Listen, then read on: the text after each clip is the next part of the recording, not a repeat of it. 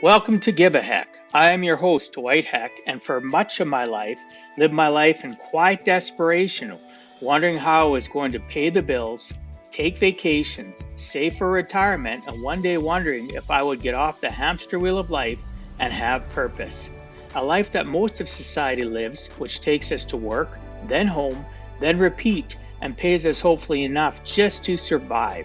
The harsh truth that most live with more months than money and have no idea how to live life on purpose, not by accident. This ensures the mass majority are living not just financially broke, however emotionally and mentally as well due to financial pressures. In each episode, I will introduce you to thoughts, ideas, and guests that can help you to learn how you too can live life on purpose, not by accident. Good day and welcome to Give a Heck. On today's show, I welcome Lois Hollis. Lois shifts our opinion on one of the most forbidden subjects, shame and guilt. Depression, anxiety, 30 years of migraine headaches and pains were Lois's way of life until she learned about the dangers of shame, guilt. Her passion is to show the way to love ourselves and others by alleviating the suffering of shame, guilt. She shares her 15 years experience as a shame guilt educator, counselor, filmmaker to give an effective, lasting way towards health, wellness, and spiritual maturity. Lois comes with a lifelong background in health. She began as a nurse's aide at 12 and continues today at 77. Lois is a trailblazer. She started by developing one of the first kidney hemodialysis centers in the United States. Today, Lois brings shame and guilt together as a new field of study. She is the author of 3 books and a video on Soul Speaks, an original process that brings peace to our inner personalities. Her newest book, Now is the Time, contains her light language reading direct from her soul that expand our spiritual development. Her new film, I'm Good, illustrates shame, guilt, trickery. I'd like to welcome you to the show, Lois. Thanks so much for agreeing to come on and share with us some of your life journey. Thank you. I'm honored to be here. Thank you for coming on. So, Lois, I am a person that loves understanding people right from the beginning of their lives, their earliest recollections of their memories, their actual origin story. The reason that I become such a stickler about that is we look at the movie seasons that we have right now, and they start at the middle and then they go back to the beginning, right? And it basically frustrates me because you don't know anything that caused the story to start, right? So just knowing where you started in your work career doesn't answer all the questions that the listeners and I possibly want to know about your past.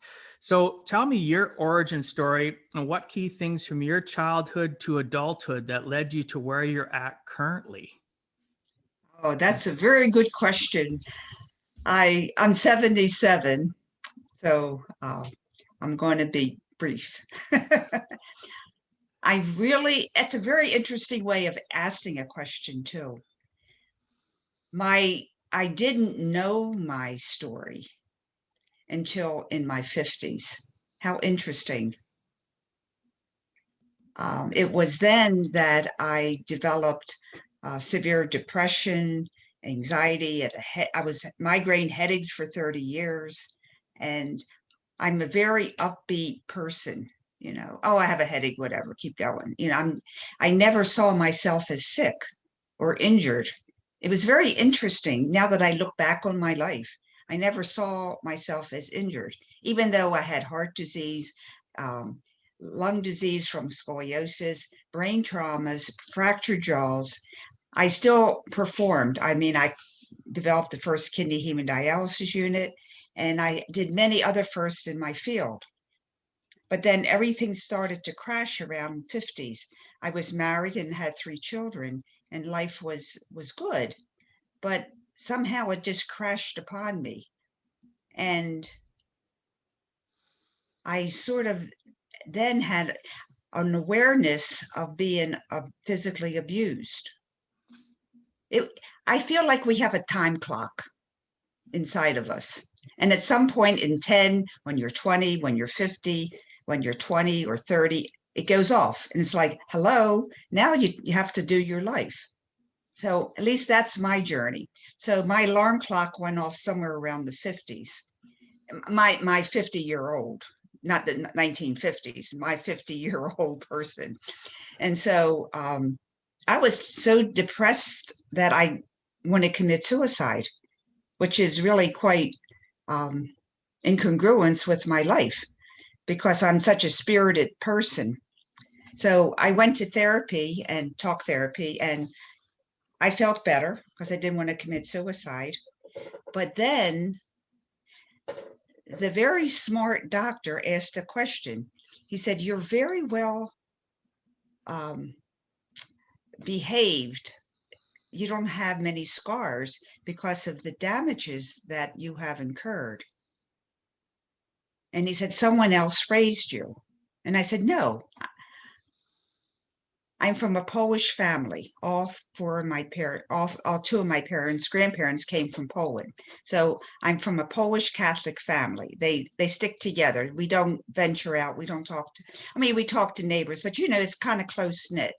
So I said, "Nobody raised me. I remember being in Catholic school, but like, you know, nobody else raised me. I was at home with my parents and my two brothers and sister." And then he kept on pushing it. He said, "Someone else raised you." Oh my goodness, asking this certain question. All of a sudden, I see this hand coming out of a cloud. And I saw God and I saw heaven. And I went, "Oh my God, now I remember. I remember dying and going to heaven and coming back." But this was the 19, was it 80s. You don't tell somebody you had a near-death experience. They put you in the psychiatric ward. No, I'm serious. I'm a nurse. I know that. So I went, "Oh, my Aunt Gladys raised me. She lived across the street. I saw her every once in a while when I came in from school, and I spent most of my time with her." And I walked out of the office. And it was like everything came back from my childhood. It was like incredible, like the time block opened. And then I saw myself as a little child, like 6 or 7, and I saw these beings that have always been with me. I never thought that was different because they always were. So they're the ones that raised me. I guess telepathically. And then the next couple days, I realized more that I was extremely dyslexic. I remember, like the Catholic school people, they put the book in front of you and you have to read in front of the class. And I had Erin syndrome, which means that, which I didn't know until I wrote my own book, that the words keep moving. So you can't read if the words move. And so I asked the nun, the sister, how can I stop the words from moving? They slapped your face because they thought I was joking. And I was like asking a legitimate question because they were moving. So the next day they put me in front of the class to read again. So I turned my book upside down, thinking that if I turn it upside down, I can read, right? I mean, what else is a 6-year-old going to do? And I said, the words are still moving. They slapped me again. So that was my childhood. And I remember the Catholic teachers talking to my parents saying that your child, you have, 4 children. This one is an idiot. She cannot read. She cannot write, because I was extremely dyslexic. I could write everything backwards. I have some of my old, it's amazing how beautifully backwards I can write. So they said, she's an idiot. We call her stupid and she's unteachable. But we're a Catholic school and we'll put her in the back of the class and we won't teach her because she's unteachable. She's what we call a stupid child.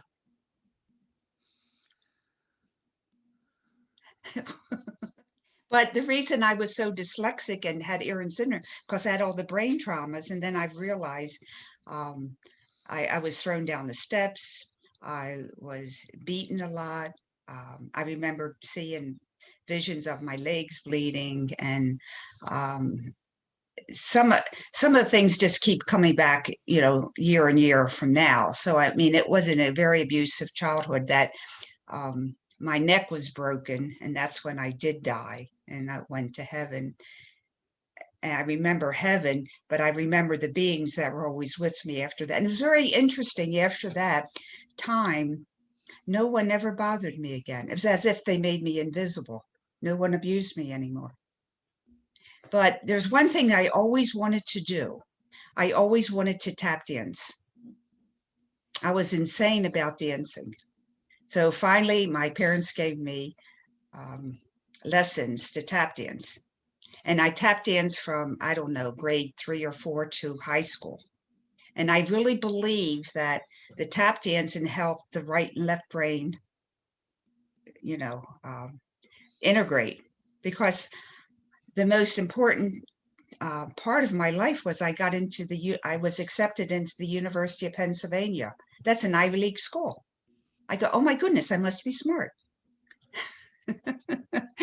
So uh, then I had many spiritual experiences. I remember um, after knowing that I was connected to heaven or God or wherever you want to say, um, I had this experience where light came into me a lot. And then all of a sudden I start typing and writing from spirit. And that's where my spirit words came from. So I am blessed to receive new information. And that's how people say, how do you know this about shame and guilt? And I go, God gave it to me. I mean, I didn't go to school for that. How can you bring something new if you can't go to school for that? And that's why I want to preface why I know things that some people don't know. And I remember a lot of times in my adulthood, I would be at a function. Everybody was talking about the latest news in the New York Times and this and that, and this person did this. And I said, oh, yeah, and so did this, and so did that. And they go, oh, Lois, I didn't know you read the New York Times because I know you don't like politics that much. I said, well, everybody knows that, don't they? So it was just like, you have a knowing, and it's just, that's who I am. So I'm blessed to have that connection, but I never knew where it came from until I had the realization of what happened to me in my childhood. So when I was 50 and remembering everything, I was very crippled. That's a big part of my life because I was crippled with scoliosis and all the shame, guilt, and I was caved in. I had mitral valve prolapse, leaky heart valve, brain traumas, fractured jaw, liver toxicity from all the drugs I took because of the headaches. I mean, if you have migraine headaches, you take some drugs. Let me tell you. Yeah, I mean, you do. People say an aspirin doesn't do it. So I was fortunate to meet a chiropractor healer. I had to travel to the West Coast to live there for him, and he was able to adjust my body because it was all scoliosed. It was all melted together, all the bones, from 10 years old being I have beaten. scoliosis, just so you know, so I'm quite familiar with the disease. And I had a kyphosis on my back about 5, 6 inches, like that, So, I mean, um, everybody that looked at me says, Lois, there's no way anybody can fix you. You're just going to die. It's all that your body is. I was thrown out of yoga class. they Wow. said, lady, you really can't do this. Because I said, I got to learn how. They said, your body is melted together and it's crooked. There's nothing you can do about that. And they asked me to leave the yoga class. I went, man, that's really depressing, isn't it?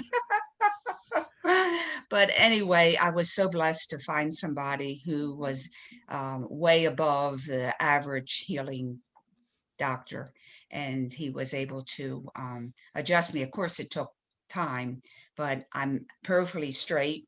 and no more brain traumas. It was so bad. The traumas were so bad is that I could not go outside during the daylight. I could only go out at night. That's how severe the brain traumas were. But I never realized it until brain traumas are now the news and they said they can't do sunlight and everything. I'm going, yeah, you're right. I could not go out of the house until it was night. I had to do all my shopping and everything at nighttime because I had it severe. I couldn't, I did not know why, but after my doctor was able to, I just took, before the podcast, I was so happy because I took a walk outside and I was outside in the sun, the bright sun for 2 hours. So I've come a long way. Everything's possible if you just keep moving. So, but now to bring that to today is that the key to my healing was the shame guilt work. And it was amazing how I could heal physically and emotionally when I was able to release it from my body. And that was just organic. I was able to do that. And then people came to me. I was living in Sedona at the time, and they said, "Oh my goodness, Lois, you're looking so good. How'd you do that?" And I'm going, I'm talking to myself, like interpersonality work. And they said, "Can we do it?" And I said, "Okay." So I had them doing the work that I'm doing. And they also got healthier and younger and happier. And then they sent their mothers and their grandmothers and their kids and their friends to me. And they all had the same result. And then someone says, "Lois, you should charge for this." I said, "For what?" "I'm just helping people talk to themselves." And they go, "Well." So that's how I started. And how old were you when you started? It's about 15 years ago. Yeah, that's what I would remember reading that. And that's why I asked though, because I was kind of shocked. Most people that 15 years ago at that age would not be thinking about starting a new venture, even if it was to have helping others and be that kind. So good for you. Kudos. So what happened was people, because I do interdimensional work, kind of like we talk to ourselves or inner self. And I have a DVD on this. So it shows people how you can talk to I got tired of telling therapists about my depression. I decided to talk to my depression. "Hi, depression. How are you? Thank you for talking to me." And then depression start talking to me, and it's a little part inside of me. It's all interpersonal work. And I got to talk to the inner critic and everything. So I'm doing all this work and helping people do all this work and then say, "Oh, Lois, can you do a lecture on this?" I said, "Sure." So I start talking to many, many people and they said, "Oh, um, I don't understand what you're doing." I says, "What do you mean you don't understand?" I said, that's what the moment that I realized that people don't see what I see. I did not know I see things that people don't see. So I said, "Oh, I guess I better make a film so I can show people what I see." So off I went to film school Cool. to make a film so people could see what I see. And that's the DVD on my website. It's called Out of Discord into Harmony. And you can just go on YouTube and get it. It's on my YouTube channel and it's on my website, Out of Discord into Harmony. And I have little kid actors doing all the emotions, and it's really a fun, and adults as well as children enjoy it. So you can have your kids watching it. It's a fun DVD. So I did that because people didn't see what I see. And I did not know that. I had no concept but I had that all my life since I was a kid. But I thought it was natural. So here I am. So I realized that shame guilt was the main cause of everything. And I was so happy that day when I figured that out because I didn't have to go to therapy for depression. I didn't have to look at anxiety. I didn't have to look at suicide. I didn't have to look at any of this self-esteem. I just had to focus on shame and guilt. I was like so happy, like finally I didn't have to be hurt anymore, because I'm very, very sensitive and people throw things at you and I'd start crying all the time. It was like, everybody said, "Oh, you're too sensitive." And I'd like cry. Now I said, "Oh, thank you so much for the compliment. I'll live longer." Because I don't have the shame guilt about it. So can I tell you now about the shame guilt, why it's different Well, than what's out there? I've got questions about that, but Okay, well then certainly. give me your question. First off, we're going to finish going back over the origin before we go to the next question. Your Okay, tell me. listeners, she's excited. She wants to share, which is I a want good to thing. share. Yes, I took lots of notes. I grew up in a German Catholic family, so I can understand what you're talking about. I have had scoliosis since I was little. I'm 53 now. I just came from a treatment for it. So I understand exactly the suffering and pain, because people don't realize there's different levels of scoliosis too. You can have different curvatures, you can have different issues with it. And it does affect your state of mind. It affects your overall health, right? So I've been suffering with that my whole life. You can see it in my family, to my dad, to different generations back, right? Because Oh yeah, it is generational. generational. People Hmm. don't realize that, right? I talk about that in my book too. But so I can relate to a lot what you're talking about. One of the things, though, you said beings raised me. And the thing that popped into my head when you said that was the word angels, right? I You can don't call it know. beings, you can call it A whatever. Yeah, I believe in it's angels, though. I believe in the fact that we are guided if we're open minded enough to hear and see it. So it took you till your 50s, whatever the case, or prior or later than that. You've had a lot of epiphanies throughout your life. The biggest thing, though, is that you never gave up. You had moments in your life where you felt like you were giving up, but God didn't give up on you, and that impresses me. And then you and were open enough to accept it. right, exactly. Somehow people said, "Where's your X-rays?" I said, "I never got one. I never thought I was sick." It's very interesting. And it wasn't this positive thinking kind of stuff. I'm talking 70, 60 years ago. Nobody was doing the positive. I just never saw myself as sick. Even though I was dying, I'm not sick. I just have a couple bones out. I, it's interesting because I'm mesmerized by that myself. Because it wasn't like I'm saying, talking into mirror, I'm happy, I'm loving, I'm good. I never did that. I just intrinsically knew that I'm okay. I just have some bones and broken things here and there, but I'm okay. And I still can't believe that, but it's true.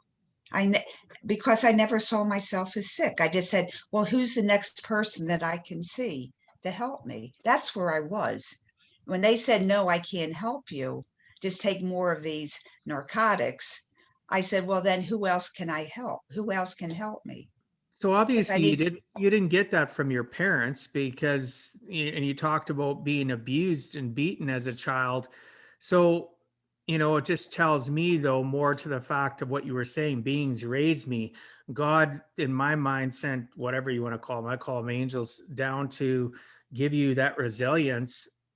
Even though you physically were broken, you were a migraine sufferer, you had all these different challenges that were going on, as well as being dyslexic, you never gave up. So that's a testimony to you as a person that should be doing what they're doing, even at 77, right? Until your last breath, if you can save one other person and give them courage to see, I'm a prayer. And a lot of people don't, they pray or they don't believe in prayer, or they'll get an answer and they ignore it, and it is God talking to you. Or you'll bring somebody, will come into their life when they're praying for help, and that person comes in their life to give them a solution, and they discount it because they're not open to the fact that God acts in mysterious ways.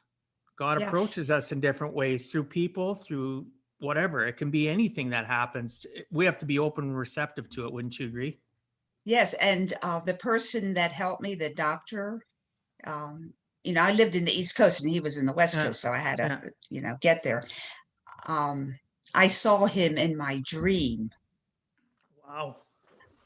before when I saw him, and then I had dreams, and then I went back to East Coast, he kept on being in my dream. Like God was telling me to go back there, and he's the one to help me. He was in my dream. God was showing me he's the one to help me. That's awesome. So, someone asked me on the podcast at the end, they always ask, what is your message of your life? What keeps you going? What is your thoughts on your own life? And I said, to serve God. So that's all that I do, is serve God.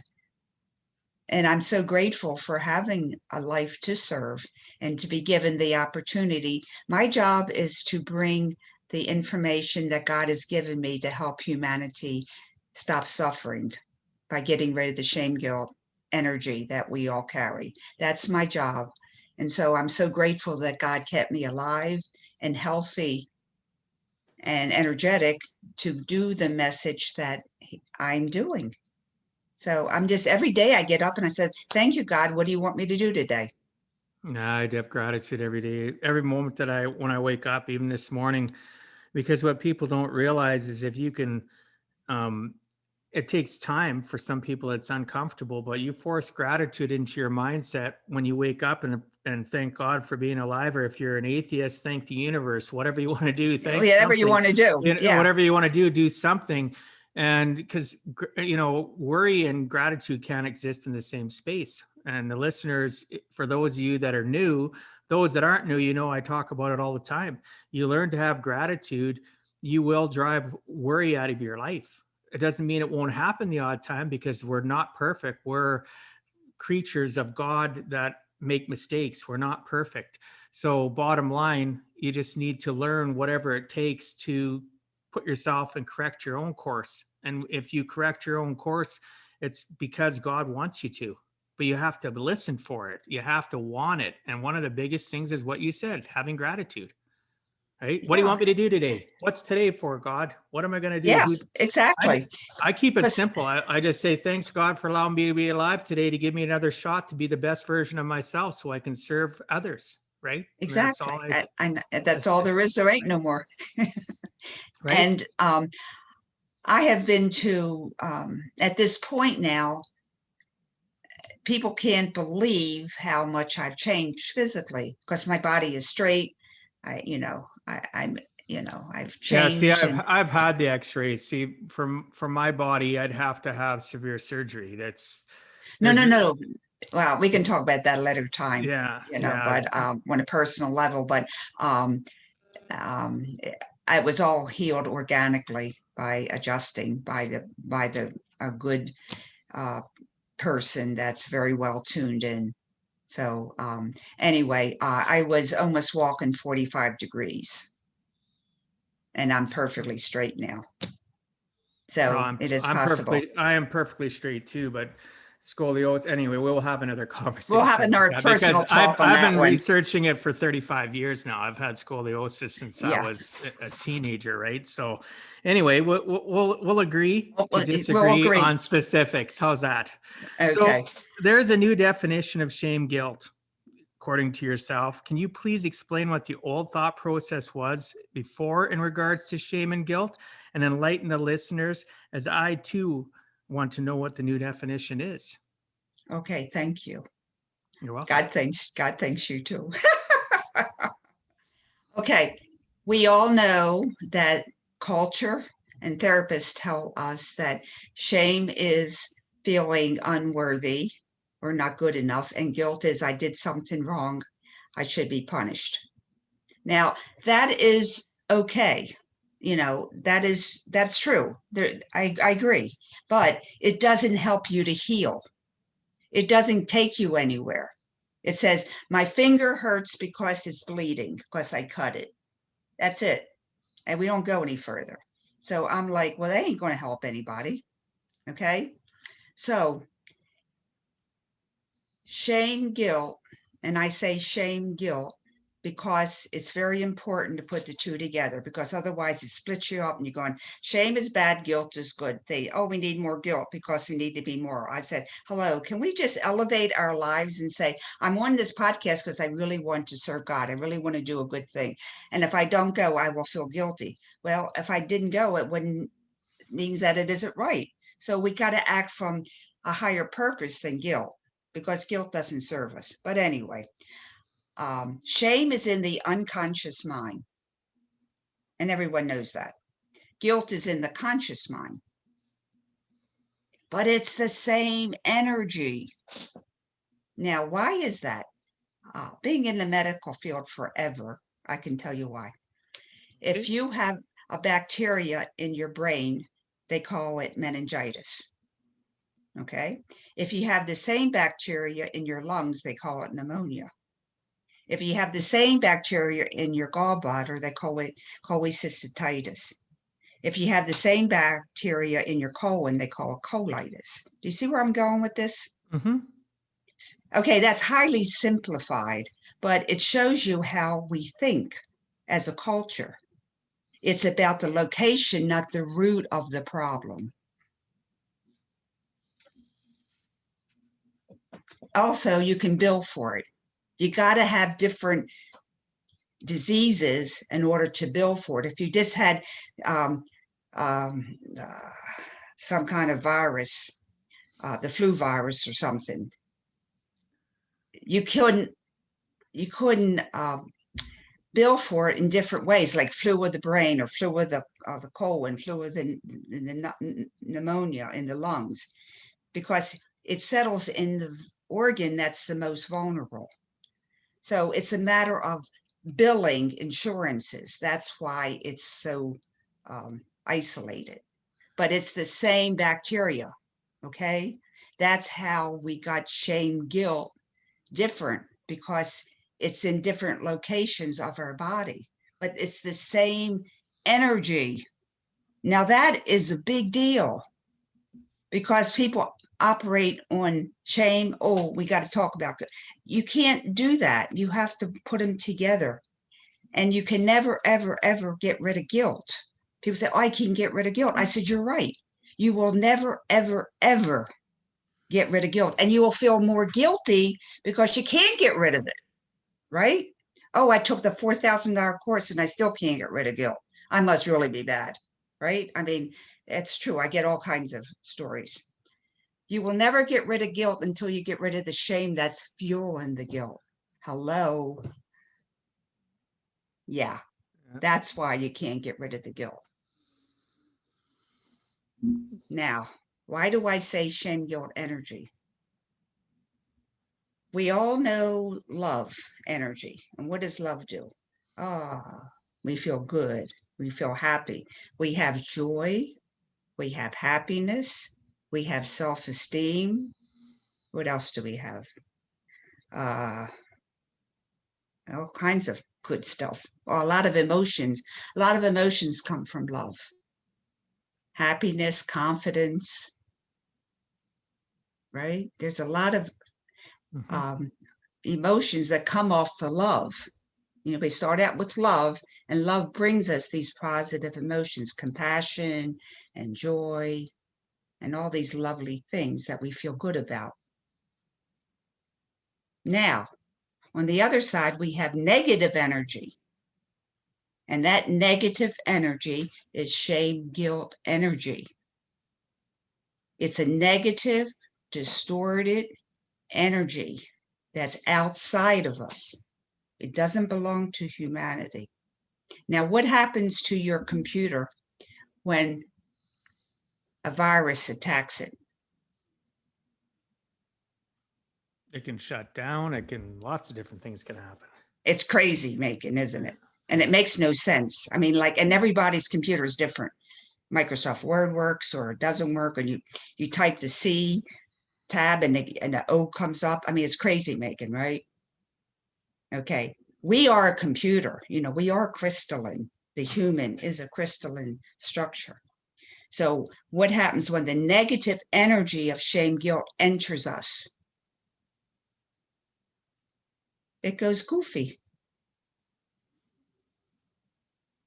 It changes the mental, the emotional, the physical, and the spiritual bodies. Because we're all have, the meridian lines. You're kind of well versed in that too. You understand that there's energy circuits within us, and that's who we are. You can lie to a computer in a way, but we are energy. You hear of energy workers and healers and Oh yeah. things of that nature. So we are energy. So when a negative energy goes into a positive energy, it distorts it, right? It just does. So what does that mean? That means that the negative energy turns our positive emotions to negative ones. Each emotion has a positive and negative um, uh, component. It's called the yin yang kind of thing. And I'm not the only one that said that. Debbie Ford said that many, many years ago. But anyway, it turns our compassion into depression and turns our intuition into anxiety, turns our passion into anger.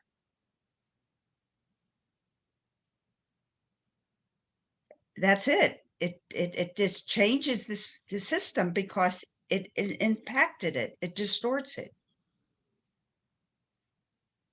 It's an energy that comes into us and it turns our positive emotion, not all of them, the ones that are vulnerable to negativity. Did you ever feel, well, of course you felt the shame, guilt, you feel guilty. And how do you feel?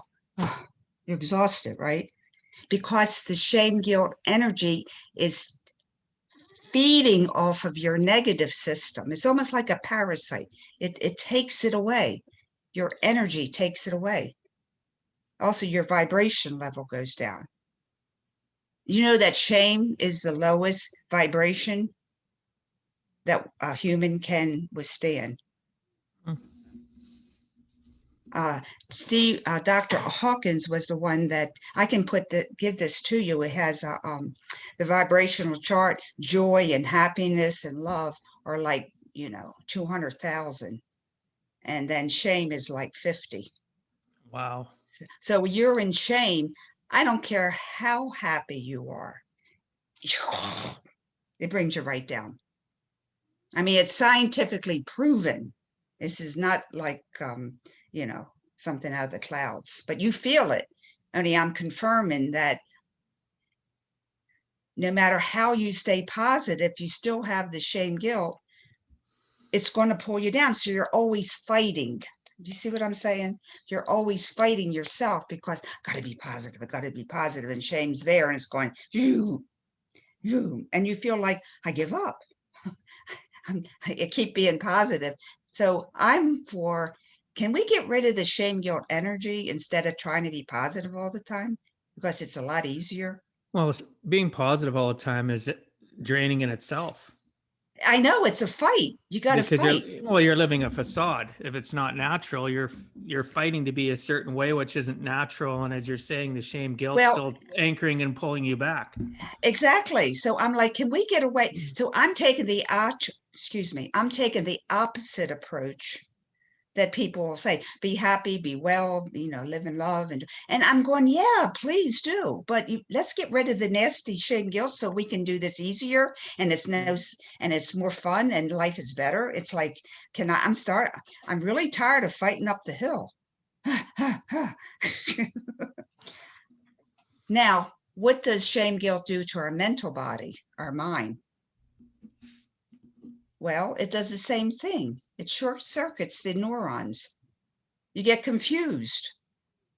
If you're in confusion, you're in shame, guilt. It confuses you because it distorts your energy. And we make bad decisions too in that state. Exactly. Like suicide. That's a bad Yeah. decision. Yeah.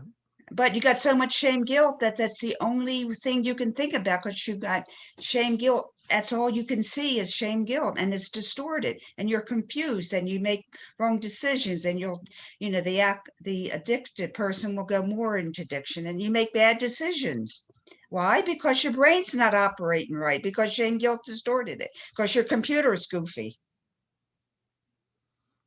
And then what does it do to your physical body? Well, it affects the meridians in your body. It's the first level to disease because you don't get the right, what do you call it, signals to your organs to perform properly because we're nerves. Okay, there's many other factors, nutrition and good living, etc. But it still, affects the neurological system. And spiritually, let's say God has a walkie-talkie and you have a walkie-talkie, and the shame guilt is like, it makes stress on the line, so you can't talk to God as well. Static. Yeah. Static. Thank you for that word. It No makes problem. static on the line. Shame guilt makes static. Right. Now, I lived in Sedona for 10 years. So I worked with various psychic channelers, that channeled and did very beautiful work. But once we did the shame guilt work release, they had a brilliant, clearer channel to God and their channeling. So it affects all of us. So when people say, oh, it's healthy shame, I'm going, there's no healthy poison. Never. Yeah. It doesn't exist. It's a shame, guilt, poison energy that's negative put upon humanity. Now that's a whole nother story. That could take an hour or two. But But don't you feel that people come up with their own explanations of things they don't understand because they feel that it's temporary peace for them instead of having to fight their inner thoughts, their inner demons. So oh, they of make up their course. own definitions or they seek out answers from people that aren't experts to get, just like I've always told my kids, a friend will tell you something you want to hear. Your dad's going to tell you what you need to hear, right? I'm going to tell you, obviously it's still my version of the truth, but I'm going to try to give it to you and serve it up in a way that you can, take the information and accept it. But, I just from listening to you in this conversation, so many people are living in denial. Of That course old they river, are. Of but course they are. that's majority of the society though, Of course. right? Well, And I'm making an inroad. I'm making an inroad. and so am I. That's why you're on my show. Yeah. I want to So I I want mean, to help I want to help people. If you look at all my episodes, most of them are about helping people. exactly. It's about giving a heck. That's exactly why it's called. So I I I give a appreciate heck your insight. I and you give appreciate a your heck, insight. Yeah. and that's why Thank you. we met, Yeah. because we both give a heck. And is It everybody was going to destined come? though. It was destined though. God's doing this, not me. I mean, I've been on 70 podcasts in 6 months. Isn't that incredible? In 10 Wow. countries. 10 Wow. countries. Amazing. Amazing. Wow. God's doing this. They said, who is your booking agent? I said, God. Right on.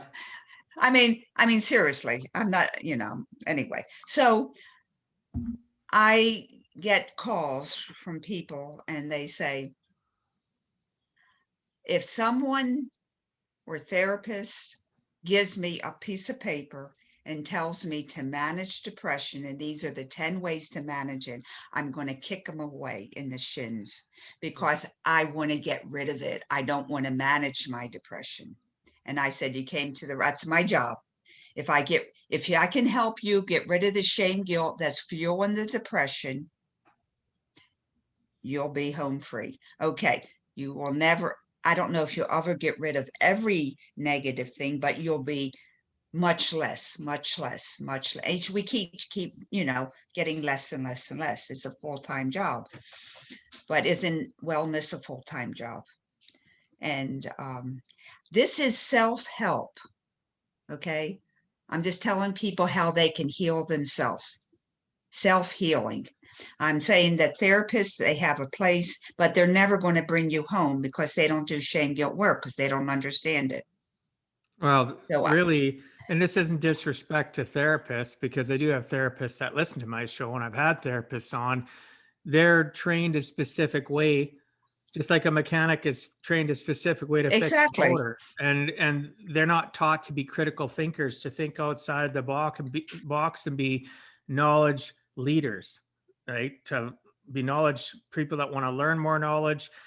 understand that maybe their thought process is flawed. So, and it's not just therapists, it's people in society in general. They get stuck in a pattern of behavior, teaching the same things, even when there's been evolution and society has found scientific proof of different thoughts and different ways of fixing things, whether again, it's a motor or it's a person, and they still train on the same things because they don't want to have to admit to say to people, when they change their thought process, I get it all the time. Well, you used to believe that. Yes, you're correct. And it's how I deliver back and how I can help change their thought process because mine changed. You're right. I did used to teach that, but now I found out a different way. So it's my responsibility to ensure that the new knowledge as a thought leader comes out in his presence, because I want to be a knowledge leader. I don't want to be somebody that's stuck in a rut. And unfortunately, our society gets stuck in that rut for so long that they just can't seem to climb out, and they don't want to have people,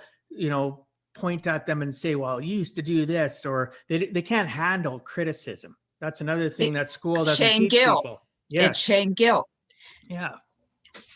The reason that people can't change their beliefs is because of shame guilt, because they can't admit or have a hard time admitting that they might have been wrong. Exactly. So the only way to handle it is, like you said,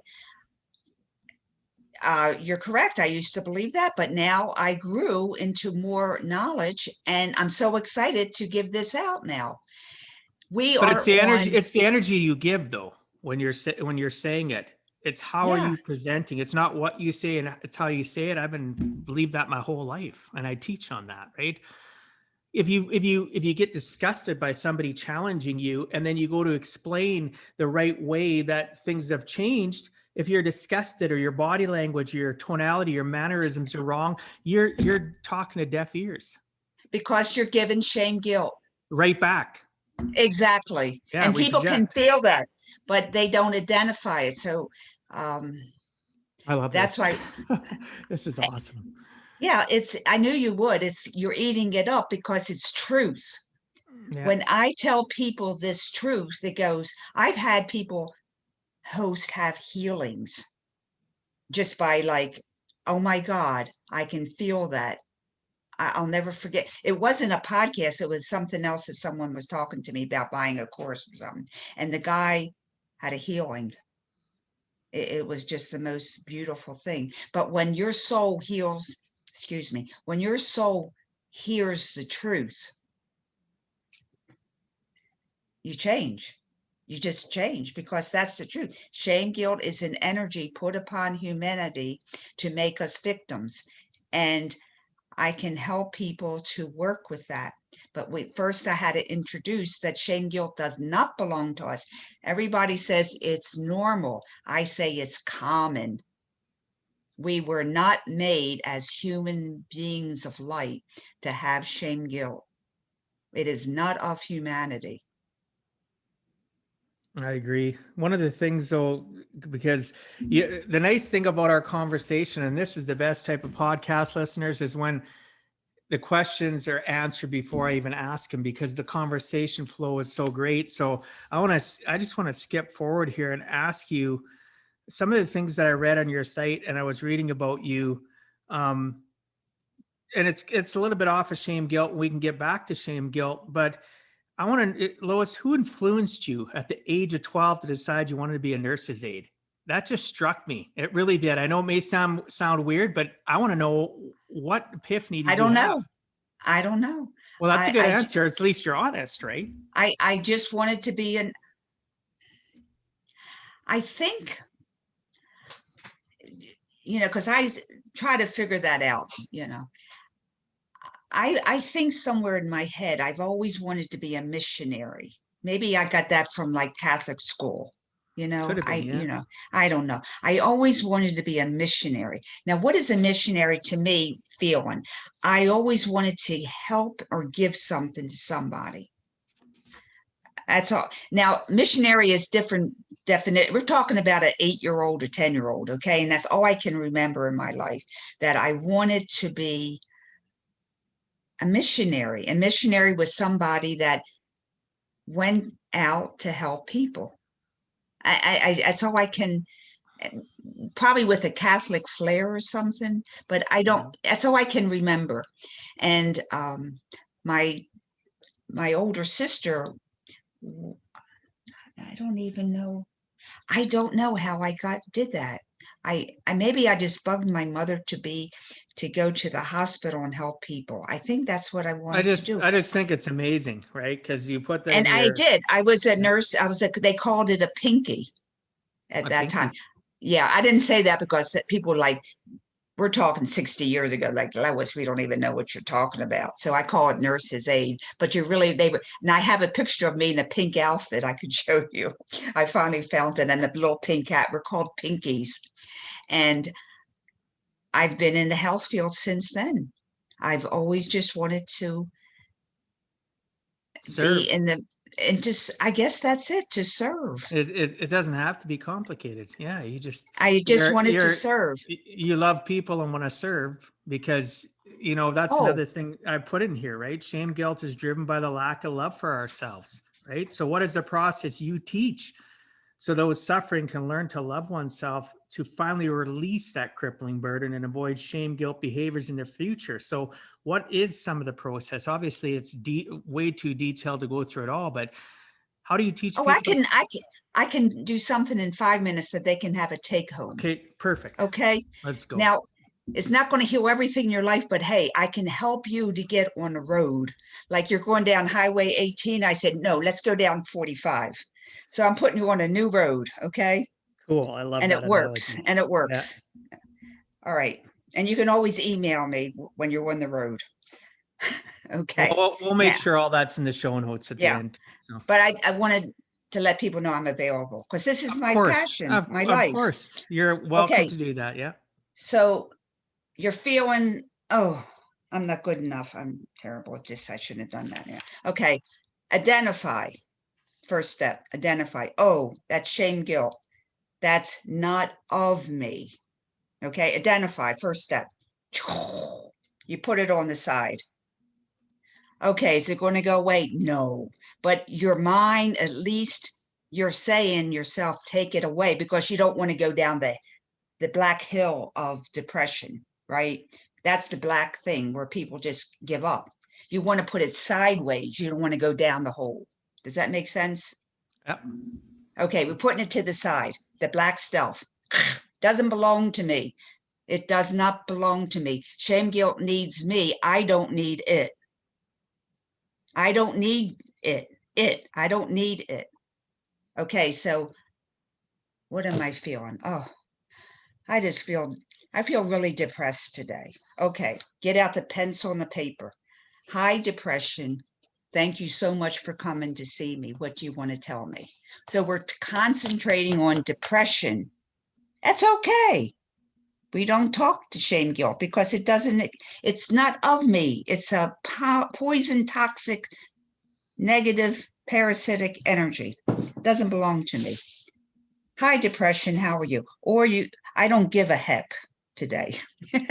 Hi, I don't give a heck today. What do you have to tell me? Thank you for coming to see me. And I have a DVD on my YouTube channel, and it's on YouTube, the whole YouTube place, Out of Discord into Harmony. It teaches you how to talk to your emotions. Okay? Now, why is that important? That's important because our emotions are the key to our life. Emotions are our life force. We would die if we don't have emotions because they are a life energy. That's why people get dementia, because they lose their life force energy from their emotions. They don't talk to their emotions. They don't feel their emotions. They put them in denial. Okay, it's nutritional too, but right now we're concentrating on the emotions. Isn't that interesting? Absolutely, it is. That's very Because I interesting. know quite a people that have passed away from dementia. I know people that have dementia, and I think about it popped into my head. What is their emotional state? And They're in denial. They're in absolutely, denial. they were very restrictive as children, as parents, as grandparents, and seniors, and Right. they lost their spark. The spark is the emotions. Yes. And I remember one motion came to me, and her name was Lois Ian, and she talk like this. And she said, I have one. She said, are you the one to love me? I have one last breath. I Wow. cried. I have I would one too. last breath. And that makes sense. I'm 55 and all this abuse I've carried for 50 years. How long can the emotions handle all that? Well, we start to I, decay inside, right? of We course. decay. And We literally that's how start. you get illness. That's Yes, illness. because Now, our force field is down, which is oh, our emotional stability is gone. oh, you're Yeah. so smart. You're so smart. You get it. Um, so when the emotion heals, okay, my lowest end was a 10-year-old. Okay. Now, when she heals, I don't make her heal. She heals herself. Okay. It's narcissistic. You can't do this in 2 seconds. You say, oh, yeah, talk about that. No, it takes a journey, a week or 2 weeks. You got to make friends with your emotions. Anyway, when they heal, I get the 10-year-old energy into me. You get younger. You get more vitality. You get that spark of your light back in your eyes. I can see it in your People eyes. people say, "Oh, you act like a kid." I go, "Oh, thank you so much for the compliment." That's awesome. Yeah, well, I can see the spark in your eyes. I can see it in your smile though. Because I study body language. I love watching people, right? You can tell So, so much about a person from their face. thank you. But that's the emotions are alive. Yeah, So, that's uh, good. the, and they're the ones that carry the shame guilt energy. So we work with them to get rid of it. Now, the great thing is that we all have like a shame guilt scar, meaning that somewhere when you're 2-year-old or 3-year-olds or 4-year-old or 1-year-old, someone took your lollipop away, or you didn't get your best suit, or someone took your toy red truck away. Who knows? We get shame guilt from somebody, right? Yeah. Now that's a 2-year-old. Then about 6 years old, you go to school and you can't read like everybody else, and nobody likes your shoes, and you get shamed. And then you're 10 years old, and you don't make the soccer game, and you get shamed again. Then you try to date somebody and the girl doesn't like. I mean, it goes on and on and on. So if you can identify that first scar of shame guilt energy, all of them just fall down. It's like a house of cards. Isn't that cool? It is. Yeah. So it doesn't take forever to do this work. That's just so, to me, that's like the most coolest thing ever. Well, yeah. Identifying it, accepting it, Well, not processing it. accepting it, processing and working with it and healing it. And then I teach people how to release it. Like when you see it, you release. Shame guilt has one defect. It dissolves in detection. Ha ha ha. That's That's why awesome. they kept it a secret all these years. That's what I meant. That's what I meant though by acceptance. So if they don't accept the fact that they have challenges, how are they ever going to deal with it? Right. I'm not So saying they should once, accept it and own it. I'm saying oh, they got to yeah, accept that they have a challenge and then confront right. it, deal with it, right? So So it dissolves in detection. yeah, And then I teach how to avoid it. Like you have to know your enemy. As Sen Sun said, know thy enemy. So I teach about what is shame guilt, how does it affect you. I have a ebook, 500 questions, one answer, on my website, and it's on an autoresponder. So you get 25 questions for 20 weeks, and it shows you 500 ways shame guilt behaviors are existing in our lives. So that teaches you what is shame guilt behavior, because we don't even know. We use it every day. So identify, release, and avoid. So people can take that home right now. They can do that. Are they going to get rid of everything? No, but it puts you on a different road of I'm not good enough. And we don't want anybody going down the black spiral of not good enough. of course not. It's yeah, wow. This is we've already been chatting for an hour, and this is just amazing. I have a few other things. We're gonna have to eventually have another Oh, we can do gathering. another one. Another yes, Yeah. we'll have to do another one. But for now, I have a couple more things that I want to ask you. Um, just simple little things that just intrigued me when I was researching you last night, and I was actually looking forward to the day. So you basically pioneered shame and guilt together as a new field of study. Do you still face a lot of critics due to the topic becoming more mainstream and in you identifying it a different way? Um, in the beginning, before the COVID virus, people wouldn't even let me talk about shame. We don't Wow. talk Right. about that. Nobody talks about that. We don't even have it. So why would you do a stupid thing like that? I mean, I'm serious. I mean, like I said, okay, I God, believe you. I don't know what to do. But they said, and then a couple of people were my friends who are marketers. They said, Lois, you have to realize you'll never get anywhere if you keep calling yourself a shame guilt educator, because you can call yourself a happiness coach, a joy coach, a loving coach, but not a shame guilt Yeah, they want you to person. sugarcoat it. And I said, no, because it's not my truth. You got to get rid of shame and guilt. Then you can be happy. You can't just be happy. Hello. If you drink a couple of bottles of beer or something, you'll be happy, but they ain't going to help you. Temporarily. Yeah. But I Temporarily. said, I can't do that. They said, well, we can't have you speaking about shame and guilt. And I went, okay, whatever, but I'm not changing my title. And then since the virus thing came up, people were alone and they're like, oh, I think I may have an emotional situation here. Anyway, so I get more and more response, but a couple of therapists wanted to learn how to do this because their patients who they've had for 5 or 10 years don't need them anymore, because I spent an hour with them. And they said, we don't want to learn that because then there goes our livelihood. I healed Wrong them way to, too quickly. wrong I, way to look at it though, because I, volume, you could deal with more people and hey, help I more work people. for God. I don't work for the IRS. Okay. Yeah, no I'm doubt. working for God. I ain't working for the money, I mean, I'm well prepared, taken care of. Excuse me.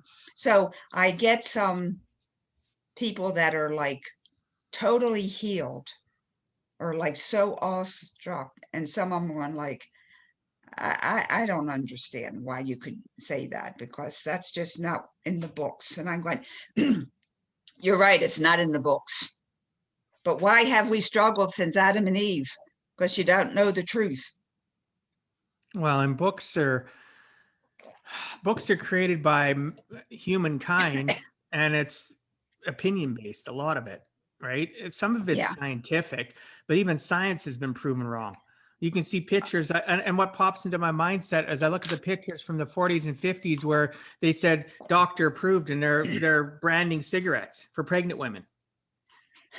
I know. Science commits to this. Are you kidding Yeah. me? You know what I mean? Yeah. So even scientists that are listening, or anybody, it's therapists, everybody, all Lois and I are saying is that be open-minded. We're not saying quit what you're doing. Just look at it differently and present it differently. You'll help more people. Maybe you'll even help yourself some. Well, nothing else has worked since Adam and Eve. So why don't you give it a try? What do you got to lose? Talk to Nothing. yourself. What is wrong with that? Absolutely. I mean, and interpersonality things is a big thing now. Everybody's teaching that. So I'm not going out of the box. I'm Mm, just adding shame guilt to it. And 100% of the people change. that's awesome. 100%. I, 100%. I look forward to learning more. But one of the things I want to ask too, though, you're the author of 3 books, right? Your latest book, Now is the Time, which contains light language readings direct from your soul, which expand our spiritual development. What exactly is light language readings, and how does it expand our spiritual development? Not all, most, I'd say all books that we read go to our mind, right? You start reading a book and you're like, oh, I wonder how they did that and this and that. Light language goes to the heart and soul. Now, what is that? I don't know. When I lived in Sedona, when I first moved there, I woke up in the middle of the night and these words are in my head and I'm going, oh, I want to sleep. I want to sleep. And these words, I'm going, okay. I went down, went downstairs and start writing the words that I heard in my head. And one word would not come, the next word would not come unless I wrote the first one down. It was that specific. And I wrote for 6 months and I have like 1,000 pages. And I continue to write today. And it's just words from the light language dimension that help us be in self-love and help stop the shame guilt, because we're more in the love presence. And it gets us out of the mind deterioration of the shame guilt. It brings us the love. And how does it do it? It isn't like step 1, step 2, step 3. It's the way the words are worded and the language. It's just beautiful. I read it all the time and I cry. It's just so beautiful. And then someone calls me. I used to have meetings in Sedona. Every Sunday we read the language that I wrote. And then somebody calls me like 2 weeks later and they said, hi. I said, how you doing? Okay. They said, I attended your meetings every week and I don't have depression anymore. I said, oh, that's wonderful. He said, no, you understand, I healed. And I said, oh, it's probably Sedona because the energy there is healing. And he says, I don't think so, but I just want to let you know I had a healing and I feel wonderful and I will always have your writings. So when I moved back east, I started distributing my writings again. And someone called me again and said, they don't have PTSD anymore. And I said, Wow. oh, okay. I guess I can't say Sedona again. So I'm not saying that you're going to be healed by reading it. I'm just saying that it makes your heart and your soul more rich, and it gives it food. We don't get food from reading a straight book. No, we don't. And our And you brains can are, as you said, we're a giant computer, right? And we don't constantly feed, our brain becomes stagnant and we get on that now hamster wheel of life. We get stuck. now people say, oh, meditate and all that. Well, that's all good, but you can't stay in that state by being meditating and throwing your emotions away. Read the words because it just gives you that feel. We can all read, and reading the words makes an energy around you of love and goodness. I don't know, it's hard to explain. It's just beautiful language that it's in English, but it's written in a way that makes your heart and soul sing. Wow. So that's what your light language readings are. It's something that you I'm designed, God's created. I'm God's secretary. That's all. Yeah. They talk and I Yeah. write. That's it. I'm God's secretary. That's it. And really, when you think about it, they talk about the fact that there's really no new knowledge out there. People just twist it to present it a different way, and a lot of it comes from God anyway, from the Bible. You look at all the famous Yeah. speakers out there like Tony Robbins and all these people that speak. Really, at the end of the day, They're just recycling. recycling it and presenting it in a different way. And then people that don't believe in God will believe Tony, which is great. At least God's getting to them some way or another. But yours sounds like it's, obviously I'm going to have to put more work and research into it, but it sounds like yours is God's way of saying, yes, there's still more truth that I haven't shared, that needs to be Exactly. shared, that needs to be presented. This is all new. This is all Yes. new. Yeah. This So is, it's amazing. and I am a trailblazer. All my life, I've always been the first of this, the first of that, the first of that. I had an astrology reading one time and they said, well, it doesn't really matter what you do, but you got to be your own boss. And I went, I guess so. But I'm really God's secretary. That's it. God talks and I write. And I Oh, don't go wow. into any meditation, or I just write. And I I have to can't. do on a computer because it comes in so fast. I can't write it. It's just that fast. Start using It's dictation. Start using a dictation on your computer, or you can dictate. No, it feels better just to feel it and write it. I don't hear it, I feel it. I don't Oh, know. okay. I don't hear. It's not like schizophrenia, I feel the words. It's hard to explain. Well, sometimes pen to paper or typing on a keyboard is more cathartic anyway for our minds to apply the knowledge Yeah. that we want to apply. But it just sounds like you have so much. That's why, I don't use it myself. Even when I wrote my book, you can click dictate on Word, for an example, Microsoft Word, and you can actually talk everything out. Yeah. But sometimes it's more cathartic, more workable Well, to yeah, actually because I type. I used to write it out, but it was slower then, but now it's so fast. I have to type it. It's just so fast. It's like lightning. I That's type like awesome. 120 words a minute. Wow. I know it's crazy, Yeah, but that's I do it. awesome. And That's amazing. I so appreciate this conversation. So, Lois, if you had to give our listeners one last closing message, what would you tell them in regards to giving a heck and never giving up? never give, you have the ability now never to give up, because the heck with shame, guilt. That's true. Now So I true. know, yeah, I I love don't that. give a I don't give a heck about shame, guilt. Therefore, I never give up.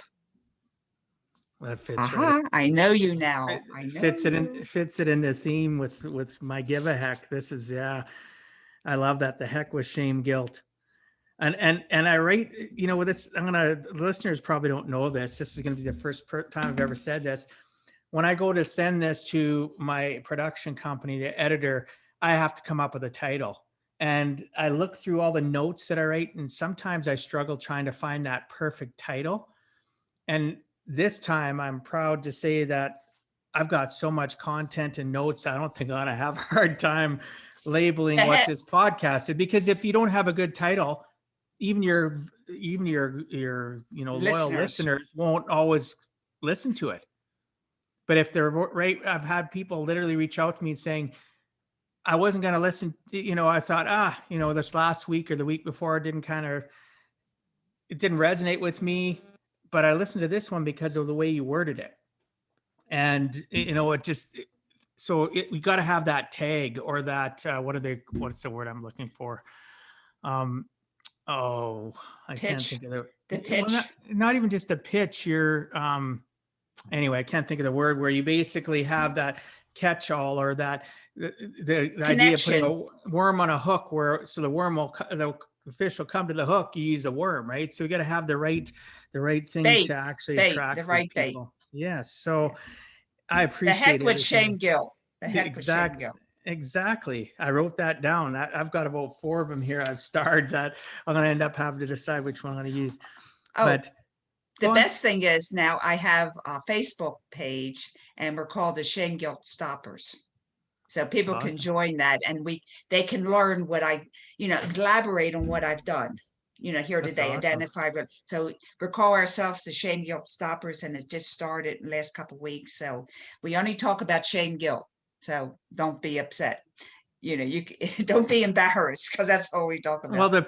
the people that come there are part of your people that want to be part of the tribe, though, so they shouldn't be offended, right? The Yeah, well, title of the some group's people. pretty well, then you know what? They're Yeah, meant to drop off. Not yeah, everybody's shame.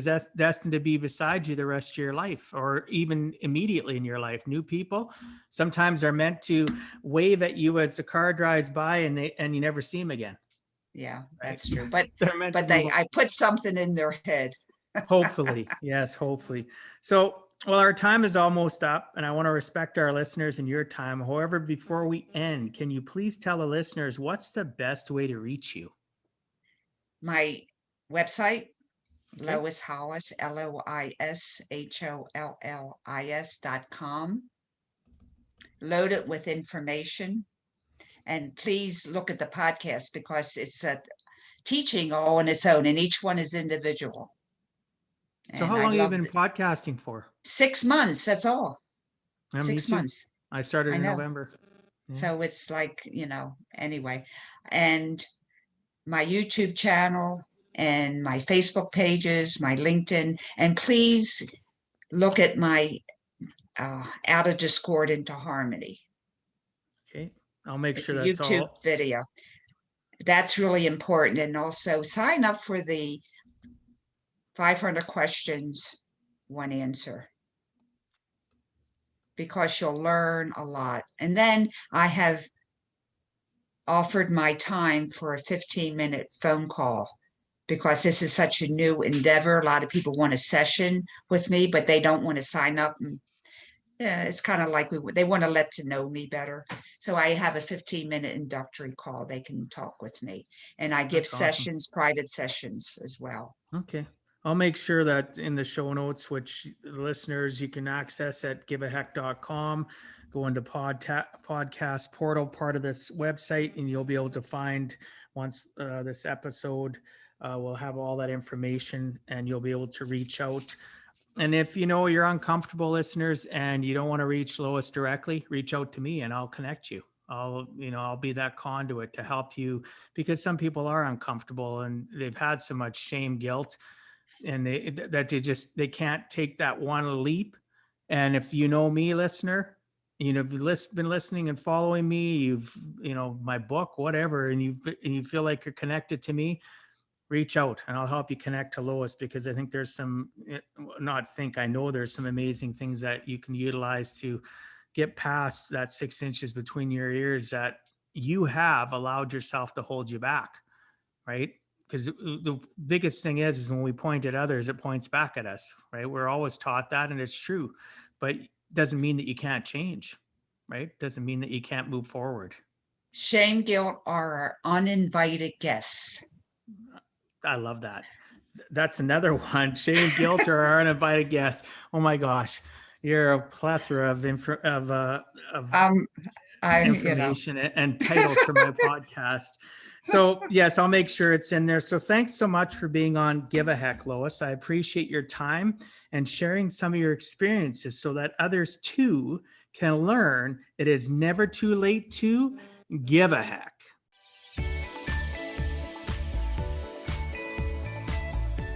Thank you for taking time out of your day and listening to Give a Heck. If you find value, I'd appreciate you sharing with your friends and family so they too can learn how to live life on purpose, not by accident. So you do not miss the next episode, please subscribe on your favorite podcast platform, and please also post a review. I look forward to reading your comments. This has been Dwight Heck. If you want to check out other podcast episodes or today's show notes, please check out my website, giveaheck.com. And until next time, together let us all strive to give a heck.